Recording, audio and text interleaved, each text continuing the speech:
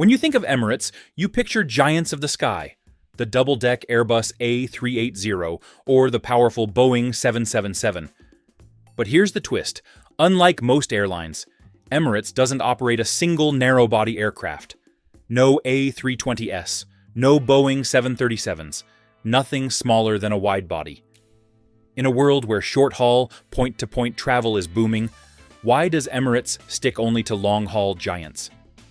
Today, we'll uncover the strategy behind this bold decision. From the economics of its hub in Dubai to its partnership with FlyDubai, and how it built a luxury brand without narrow-bodies. To understand why Emirates doesn't fly narrow-body aircraft, we need to go back to the very beginning of the airline's story. Emirates was founded in 1985, born from the ambition of Dubai's rulers to turn their small Gulf city into a global crossroads. At that time, Emirates started modestly, leasing just a few aircraft, including an Airbus A310 and even a Boeing 727. These were not the massive jets we associate with Emirates today, but rather practical choices for a young carrier testing the waters of international aviation. Yet within just a few years, the airline's strategy began to shift. Instead of focusing on small regional routes, Emirates realized that Dubai's geographic position gave it a unique advantage. Located at the crossroads of Europe, Asia, and Africa, Dubai is within an 8-hour flight of nearly 2/3 of the world's population. That makes it a natural hub for long-haul connectivity. But to turn that geography into a business model, Emirates needed bigger planes with longer ranges and larger passenger capacity. Narrow-body aircraft like the Airbus A320 or Boeing 737 simply could not achieve the scale needed to fulfill that vision. By the 1990s, Emirates began rapidly expanding its fleet with wide-body jets, such as the Airbus A300, A330, and most significantly, the Boeing 777. The airline adopted a very deliberate philosophy: fewer aircraft types, but bigger planes. This meant lower costs for training, maintenance, and operations, since crews and engineers only needed to focus on wide-body aircraft. It also meant that every flight could carry far more passengers, maximizing efficiency on long-haul routes. This wide-body-only strategy wasn't just about efficiency, it also shaped Emirates' identity. Unlike many airlines that grew out of regional connectivity and then added wide-bodies later, Emirates essentially skipped that stage. From the beginning, it wanted to be a global airline, not just a regional one. And for a global airline, narrow-body jets had little purpose. The philosophy was simple: use Dubai as a central hub, bring in passengers from all around the world, and then fly them long distances on large aircraft. This created a seamless model where Dubai became a super connector, a place where East meets West, and where passengers could transfer effortlessly between continents. By the time the Airbus A380 entered service in the 2000s, Emirates had already perfected this strategy, and the world came to associate the airline with some of the largest planes in the sky. Narrow-bodies had no place in that vision. If there's one word that explains Emirates' decision to avoid narrow-body aircraft, it's economics. The airline built its empire around a hub-and-spoke model, with Dubai International Airport as the central hub. In this system, passengers from multiple cities converge on one airport, then connect onto long-haul flights to their final destinations. It's the opposite of the point-to-point model that low-cost carriers like Ryanair or Southwest Airlines use with narrow-body aircraft. Dubai is uniquely positioned for this strategy. Within an 8-hour radius, Emirates can reach cities across Europe, Africa, the Middle East, Asia, and even parts of Australia. That's billions of potential travelers funneled into one hub. To move so many passengers efficiently, Emirates needs large aircraft, and that's exactly why wide bodies make more sense than narrow bodies. Take the Boeing 777-300ER, for example, the workhorse of Emirates' fleet. It can carry over 350 passengers in a 3-class configuration. Compare that to an Airbus A320, which usually carries about 180 passengers.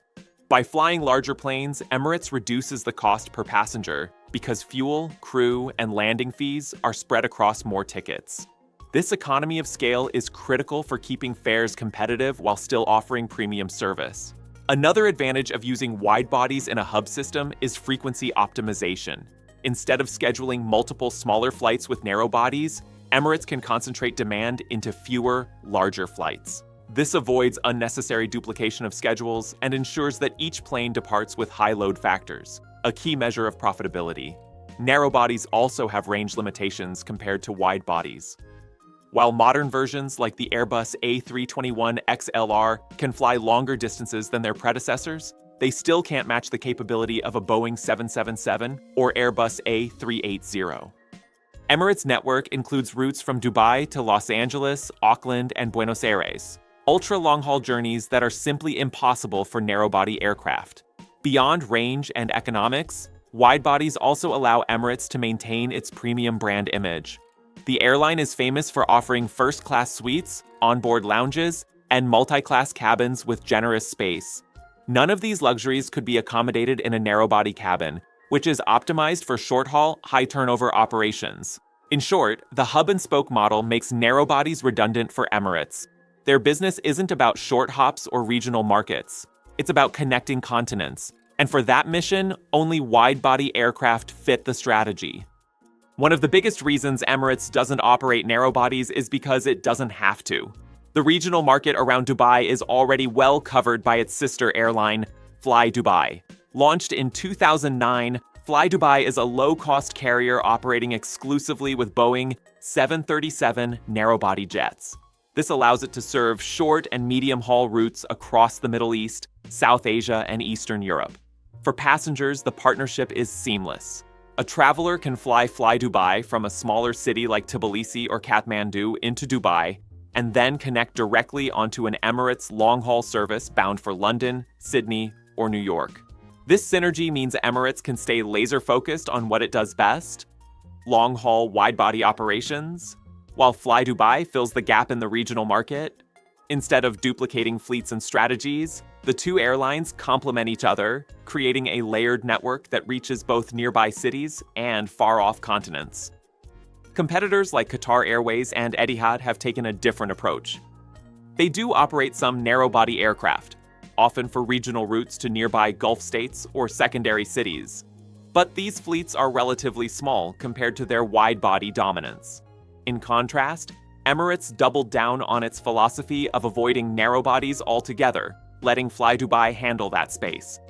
This clear division of labor has allowed Emirates to avoid the complexity of running mixed fleets, while still reaping the benefits of short-haul connectivity through code shares and partnerships. Another factor is branding. Emirates has cultivated a very specific image: luxury, scale, and global prestige. Its cabins are known for spacious seating, in-flight entertainment systems, and even first-class suites with onboard showers. Narrow-body aircraft, by design, can't deliver this kind of experience. They have smaller cabins, less flexibility for premium layouts, and limited space for iconic Emirates features, such as the onboard A380 lounge. By avoiding narrow bodies, Emirates protects its premium reputation. Passengers know that when they board an Emirates flight, they're stepping into a wide body designed for comfort. There's also the competitive angle. Low-cost carriers dominate the narrow-body market in the region, often with razor-thin margins and heavy competition. By staying out of that fight, Emirates avoids diluting its brand and keeps its focus on the high-revenue long-haul sector. Instead of chasing low-cost rivals on short routes, Emirates positions itself as the ultimate global connector, the airline you fly when you're going from one continent to another. In this way, Emirates not only avoids narrow bodies, but turns that absence into a strength, reinforcing its identity as the world's premier wide-body carrier. As aviation evolves, many airlines are rethinking their fleets. New narrow-body models like the Airbus A321 XLR and Boeing 737 MAX 10 can now fly farther than ever before, blurring the line between short-haul and long-haul operations. Some carriers are already using them to open long, thin routes. Destinations with modest demand but enough distance to require extra range. So, will Emirates eventually change its mind and add narrow bodies to its fleet? The answer is almost certainly no. Emirates has doubled down on its commitment to wide bodies. Its order book includes hundreds of next-generation long-haul aircraft, from the Boeing 707X to the Airbus A350. Both are highly efficient, capable of flying ultra-long distances with better fuel burn and lower emissions than older models. For Emirates, these planes will form the backbone of its fleet for decades to come. That's a clear signal. The airline isn't pivoting to narrow-body operations anytime soon. Why? Because narrow-bodies would disrupt the efficiency of Emirates' model. Operating a mixed fleet adds complexity. More training programs for pilots, different maintenance procedures, separate spare parts, and higher costs overall. Emirates has always prided itself on keeping things simple, a streamlined wide-body fleet that maximizes scale and minimizes operational headaches. Adding narrow-bodies would break that formula. There's also the matter of FlyDubai. As long as Emirates' low-cost partner continues to expand its network with Boeing 737s, there's no strategic need for Emirates to invest in narrow-bodies itself. The two airlines increasingly coordinate schedules, code-share flights, and even share passengers seamlessly through Dubai International. In effect, Emirates already benefits from narrow-body connectivity without having to operate the planes. Another key factor is brand identity. Emirates has built its reputation on being an airline of scale and luxury. Its flagship Airbus A380 with onboard bars and showers is a symbol of that ambition. Switching to narrow bodies would dilute the brand image that Emirates has carefully crafted. Even if the economics made sense, the branding risks are too great. Looking ahead, Emirates will continue focusing on wide bodies, while letting FlyDubai cover regional demand. This two-pronged strategy has worked for over a decade and remains the cornerstone of Dubai's vision to be the ultimate global aviation hub. In short, Emirates won't touch narrow bodies because it doesn't need to. Emirates is one of the few major airlines in the world that has built its entire global network without narrow-body aircraft.